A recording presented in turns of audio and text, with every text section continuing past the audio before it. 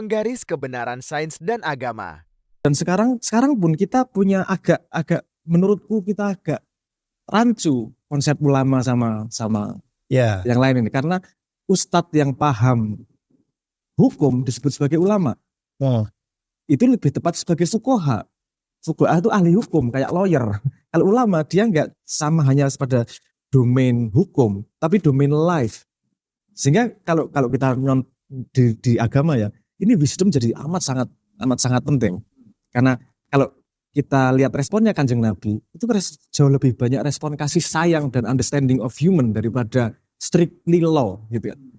Law penting, tapi ginilah. Mungkin yang law itu untuk yang ustadz, yang kasih sayang itu lebih ke domain yang baru masuk atau masih awam. Enggak gitu juga. Kan misalnya gini, misalnya hukum ya. Makan babi enggak boleh, tapi kalau terpaksa boleh.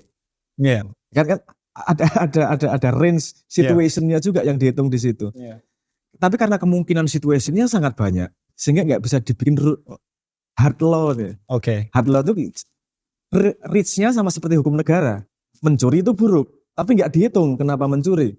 Kalau mencuri karena tetangganya kaya semua, dia nggak bisa makan sehingga harus mencuri pada tetangganya. Kalau dalam hukum agama ulama bilang yang salah tetangganya. Karena tahu tetanggamu lapar nggak dikasih makan. Tapi kalau law, yang mencuri nih yang salah. Nah, itu bedanya narasi sains sama narasi agama. Gak mudahnya kalau kemudian narasi agama diperlakukan sebagai dengan kriterion narasi sains, itu nggak akan nyambungnya di situ.